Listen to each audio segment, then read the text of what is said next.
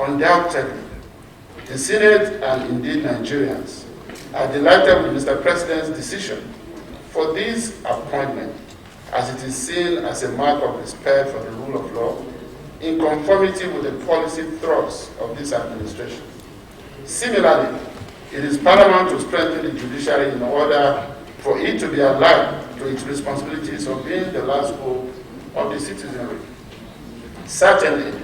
the court is the only threshold of justice, and the ever-increasing demands for justice by Nigerians have made it imperative for the country not to allow any vacuum to be created in the system.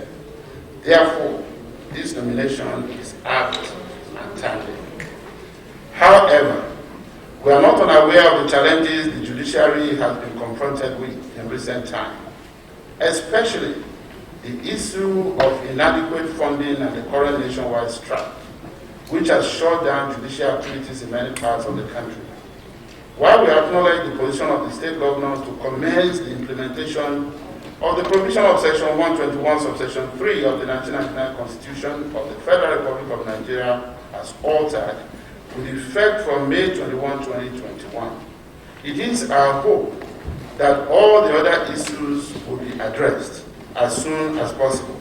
so as to pave way for judicial activities to thrive in the overall interest of the nation. As we said earlier in this committee, the fiscal autonomy of both the judiciary and the legislature at the state level, as it is at the federal level, is non-negotiable.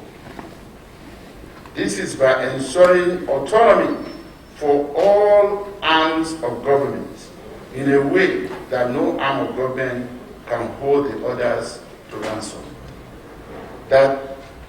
itself being the legislative intent of Sections 81.3 and 121.3 of the Constitution of the Federal Republic of Nigeria. Linked to the desired fiscal autonomy for each of the three arms of government is also the urgent, cogent, and compelling need to ensure fiscal autonomy of each of the tiers, federal, state, and local, of government, specifically as it relates to local government autonomy,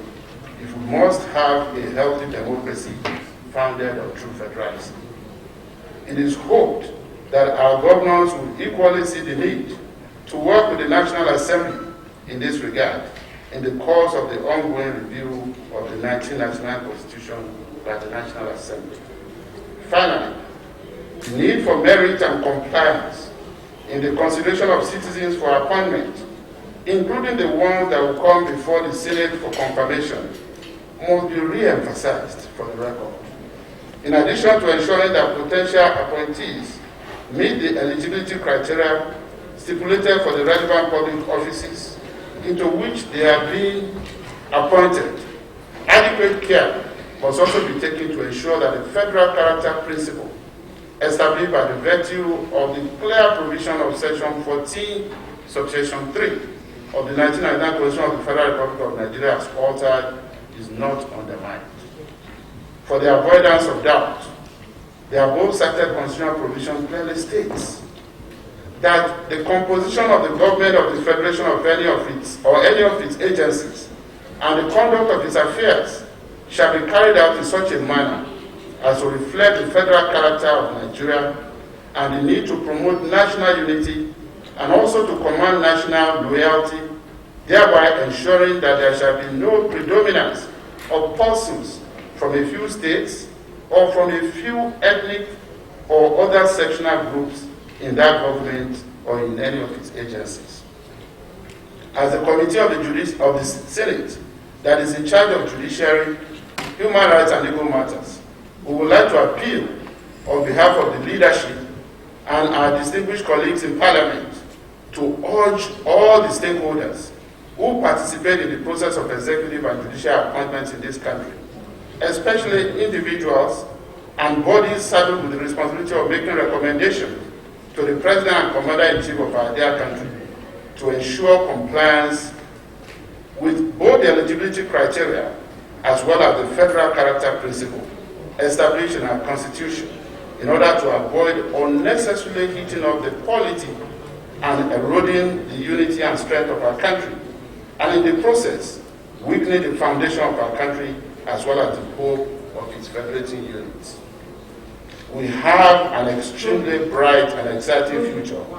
in one indivisible and indissoluble nation that is propelled by unity in diversity, and all hands must be on deck to ensure this aspiration is guided jealously. This shall remain our guiding principle in the 9th Senate under Senator Ahmad Lawan's watch as we continue to guard jealously the spirit and letters of the Constitution of the Federal Republic of Nigeria, which we all swore to protect in the overriding public and national interest. Distinguished colleagues, my Lord, the Presidential Nominee and Chief Judge Designate of the Federal Capital Territory, my Lord, Head of Court of the Federal Capital Territory, my Lords, Honorable Judges of the Federal High Court of the Federal Capital Territory, and other judicial officers and heads of judicial bodies, ladies and gentlemen, beyond making the above appeal, may I also add that it is not only morally and politically correct to ensure compliance with Section 14, subsection 3 of our Constitution, establishing the federal character principle. It is, in fact, a fundamental obligation imposed on government and all its functionaries as contained in the preceding Section 13 of the said 1999 Constitution of the Federal Republic of Nigeria as altered, which unequivocally states that it shall be the duty and responsibility of all organs of government and of all authorities and persons exercising legislative, executive, or judicial powers to conform to, observe, and apply the provisions of this chapter of this Constitution. Need we to say more? May God bless you all for listening as we now proceed to the next segment of this hearing, which is the screening of my Lord Honorable Justice Salisu Garba Abdullahi for confirmation by the Senate of the Federal Republic of Nigeria.